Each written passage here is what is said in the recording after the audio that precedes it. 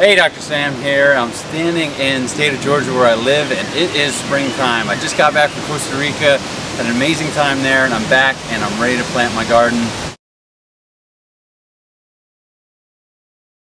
If you look at this stuff, it's been sitting for a while. You see how rich that is? It is literally like black gold, and this is the stuff that makes things grow. People always wonder, well, I'm not a gardener, or I've never grown anything.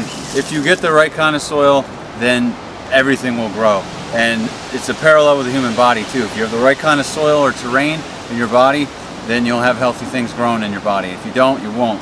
So I'm going to definitely load this up several times today because I plan on using this stuff to help plant my garden and some of my fruit trees. See you in a little bit. Come over here with me.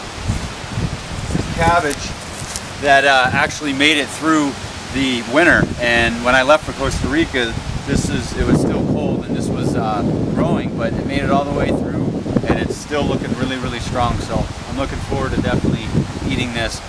So this garden bed itself is a sheet mulch garden, and what that means is there's different layers of mulch laid down. So there's newspaper, and there's cardboard, and there's pine straw, and there's rock dust. There's one layer over the other. It's called sheet mulching. And this is a little experiment that I went to run a few years ago, and it's turned out great. Everything in here is growing really well. So this is just one of the garden plots I have. Now if you notice in this garden too, not everything is dirt. I've left some hay grass, and I left some certain wild edibles in here. There's certain little flowers and weeds that are edible, and I leave those in here on purpose because it helps with erosion control, and also it's kind of, as the term is called, companion planting. Most people assume that all weeds are bad and everything growing in their garden other than the stuff that they planted somehow is in competition. But the reality of that is most of the time things are very symbiotic in nature.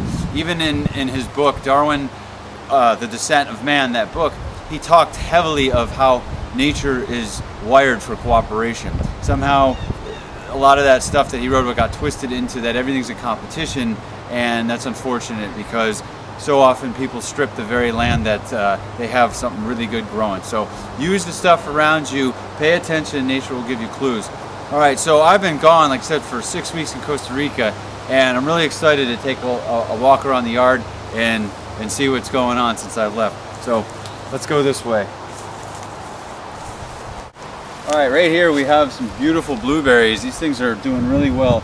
Again, before I left, I did crop these back, and I pulled some stuff out from underneath them that was growing that I thought shouldn't have been there, and they're doing great. So this is exciting. I'm definitely going to have blueberries this year.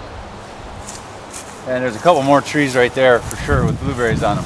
This is a fig tree, and the exciting thing about this fig tree is this was really a wish of mine. I in the past wanted my own fig tree, and I'd thrown some figs over the side of my deck when I was eating them, and this actually sprouted up underneath my deck, this very fig tree. So it was a complete manifestation, and it's taken a few years for it to get figs on it, but right here, oh, it just fell off.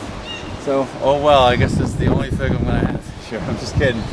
There'll be more figs on this tree for sure, and I'm positive now that it will fruit, so it's exciting. Yeah, here's another fig tree that looks like that it has some growth on it. Right here is a beautiful fig, and that's exciting because, again, this was another tree that I think I'd gotten this locally, to tell you the truth. My neighbor had it cutting, and I just took it and I planted it, and what do you know? There's fig on it, so that's cool. Back through this arbor region here is where I planted a fruit orchard a few years ago. A friend of mine and I had planted this. He helped me out, so I want to say thank you to Kent McFarland. Hey man, you're a good friend, and I appreciate you helping me plant that a couple of years ago. So let's take a look at how it's doing.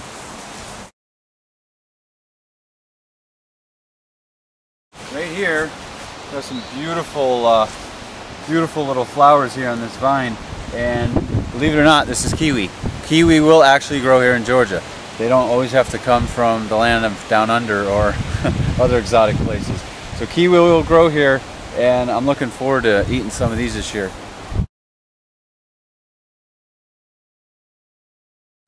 This is an Asian pear tree, and last year this thing was loaded. So there's a little pear right here. So it looks like it's going to produce again this year, which is awesome. Sometimes fruit trees alternate. You'll have fruit one year and not another year, and then it'll come back the year after. These two trees were loaded last year. My other pear trees weren't, but this year the other pear trees are doing really well. Let's take a look.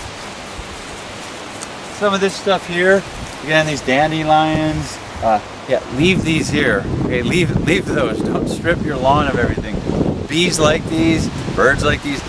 It's called pollination. We kind of need that stuff or else fruit doesn't grow. Look at this one. No doubt that this one's got an amazing amount of fruit on it. This branch is going to have to either be supported or I'm going to have to take some of that fruit off because if you don't, eventually, if the wind gets a hold of it, we'll snap that branch and I'll lose it.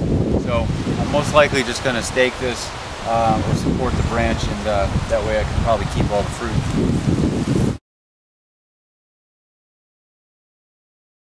This is actually an almond tree. It's called an all-in-one almond, and this produced almonds last year. I only got a couple, but hey, I was excited because I thought it'd be several more years before I actually saw nuts on this tree, and it's awesome that I can grow almonds here in the state of Georgia. This is a Jujube, and there's little tiny buds on it right here. This is called a Jujube. It's also called a Chinese date. So technically I could grow dates here in Georgia, but they're Chinese dates, also known as a Jujube. Pretty good fruit. Most people have heard of the candy. They never knew that actually there's a fruit called a Jujube. Yeah, so this is a beautiful peach tree, and here we go. We have awesome peaches here. We're already starting to grow on this tree. That's exciting. Georgia is considered a peach state.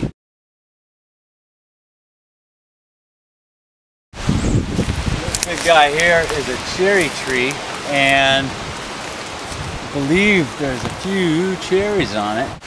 There we go. So there's a little cherry right there, and there's a couple more up in there. So looks like I'll have at least a few cherries this year. That's exciting. This tree is doing awesome, and these are all nectarines. So looks like I'm going to have plenty of nectarines here this year. And this tree over here is another nectarine tree. It's got a lot of nectarines on it. So we come in here and check that out. There's all kinds of plums here, and these are golden plums right here. Let's see if we can get that shot. Yeah.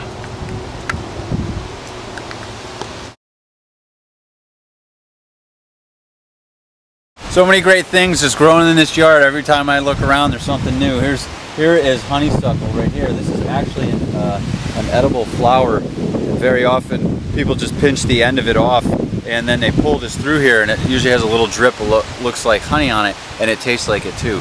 So if you are vegan and you don't want to be a vegan, there's honeysuckle. So you don't really have to eat honey, and this tastes just as good. Peace.